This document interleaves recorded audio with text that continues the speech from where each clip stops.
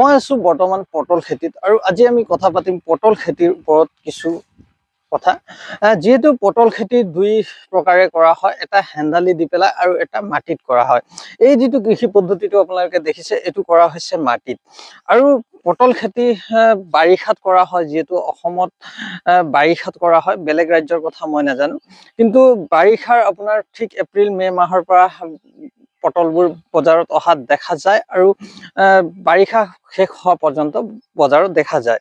Actually পটল খেতি আমি কেনেধৰণে কৰিব লাগে বা কি পদ্ধতি অৱলম্বন কৰিলে ইয়াৰ পৰা আপুনি লাভান্বিত হ'ব পাৰে তাৰ ওপৰত সবিশেষ আমি কথা পাতিম। আৰু ইয়াক কেনেধৰণে পুলি প্ৰস্তুত কৰা হয়, বীজৰ পৰা, ডালৰ পৰা বা কিহৰ পৰা প্ৰস্তুত কৰা হয় তাৰ ওপৰত আজি সবিশেষ কথা পাতিম। এইটো চাওক, এই যিটো পটল আপোনালোকে দেখা পাইছে এইটো প্ৰায় 2 মাহ পূৰ্বে ইয়াত ৰোপণ কৰা হৈছিলে আৰু ৰোপণ কৰা হৈছিলে ইয়াৰ আপোনাৰ আলু।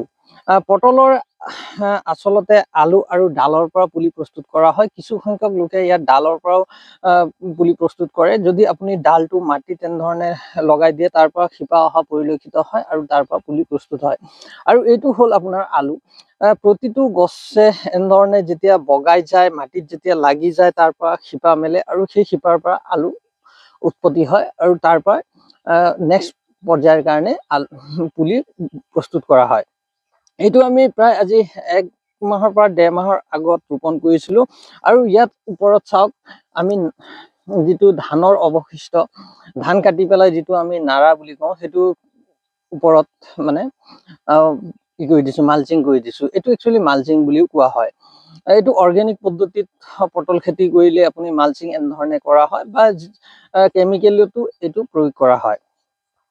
এইটো চাওক, এইটো যদি আপোনালোকক মই দেখুৱাব যাওঁ, এটা মানে এনেধৰণৰ আলুৰ পৰা এটা গছ হোৱা দেখা যায় আৰু প্ৰতিটো ডুপত আমি 2টা বা 3টাকে এনেধৰণে আলু দিওঁ আৰু তাৰ পৰা একোটা গছ হৈ উঠে আৰু সম্পূৰ্ণ গছ যেতিয়া বগাব, ইয়াৰ আপুনি পটলৰ খেতি প্ৰায় 2 মাহ পিছৰ পৰা হাৰ্ভেষ্টিং কৰা দেখা পাব।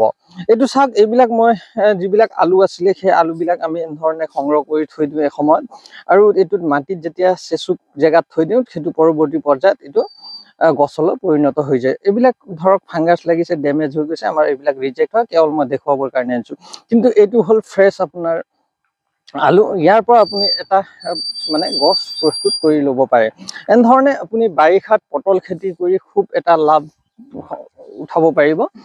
পটল এতিয়া লগোৱাৰ সময় আছে, প্ৰায় জানুৱাৰী ফেব্ৰুৱাৰী মাহৰ পৰা মানুহে লগাবলৈ আৰম্ভ কৰে আৰু প্ৰায় এপ্ৰিল মে মাহলৈকে লগোৱা হয়। যিমান দেৰিকে লগাই আপোনাৰ উৎপাদনটো সিমান দেৰিকে হয়, আৰু যিমান আগতীয়াকৈ লগাবলৈ আপুনি চেষ্টা কৰে সিমান আগতীয়াকে আপুনি বজাৰত উপলব্ধ কৰিব পাৰে। আৰু পটলৰ মূল্য আপোনালোকে বাৰিষাত জানে যে খুব সুন্দৰ এটা মূল্য থাকে। মিনিমাম 20 টকাৰ পৰা 30 টকা পৰ্যন্ত আমাৰ ইয়াত বজাৰত প্ৰতি কেজিত বিক্ৰী হোৱা দেখা যায়। আৰু এতিয়া যদি আপুনি পটল উলিয়াব পাৰে, আগতীয়াকে যদি পটল উলিয়াব পাৰে, প্ৰায় 60 টকাৰ পৰা 70 টকা পাইকাৰী দৰতো আপোনালোকে বিক্ৰী কৰিব পাৰে। আপুনি যদি এনেধৰণে পটল খেতি কৰিম বুলি ভাবিছে, তেনেহলে মই আপোনালোকক সবিশেষ অলপ ইয়াৰ ওপৰত কৈ দিছো। এইটো এটা মানে ডুপৰ পৰা আনটো ডুপ দূৰত্ব দিছো আমি 8 পৰা 10 ফুট। আপোনালোকে 8 পৰা 10 ফুট স্কোৱাৰত এনেধৰণে প্ৰথমতে আলু সংগ্ৰহ কৰি লগাই দিব পাৰে। তাৰ লগোৱা কিছুদিন পিছত যেতিয়া পোখা অহা আৰম্ভ কৰিব, তেতিয়া এই যিটো ধান খেৰ আছে বা পচা যিকোনো জাবৰ আপোনালোকে এনেধৰণে যদি মাটিত মালচিং কৰি দিয়ে, তেতিয়া কি হ'ব, আপোনাৰ ঘাঁহ বনৰ সংক্ৰমণ কম হ'ব আৰু যিমানেই পটল বগাব সিমানেই আপোনাৰ ফল বেছিকে ধৰিব। আৰু কি হয়, পটল বিলাকৰ মানে পচি যোৱাৰ এইটো সংখ্যাও কম থাকে। যদি মাটিত পৰি যায় তেতিয়া কি হয়, ফাংগাছ ডিজিজ হয় বা ইনচেক্টৰ প্ৰব্লেম আহে। সেইবিলাকৰ পৰা ৰক্ষা পাবৰ কাৰণে একচুৱেলি এইটো মালচিং পদ্ধতি ব্যৱহাৰ কৰা হয়। আৰু পৌৰাণিক পদ্ধতিৰ পৰা এনেধৰণে আমাৰ ইয়াত কৰি আছে আৰু আমি তেনেধৰণে কৰি আছো। এইটো প্ৰায় এটা 1 বিঘাৰ প্লট আছে য'ত পটল খেতি কৰা আছে। আৰু এনেধৰণে বহুত ডাঙৰ ডাঙৰ খেতিয়ক ইয়াত আছে যিসকলে পটল খেতি কৰে। সবিশেষ মই আপোনালোকৰ কাৰণে ইয়াৰ ওপৰত ভিডিঅ' লৈ আহিবলৈ চেষ্টা কৰিম। ইয়াকে দেখুৱাই আজি মোৰ ভিডিঅ'টো সমাপ্ত কৰিলো। ধন্যবাদ।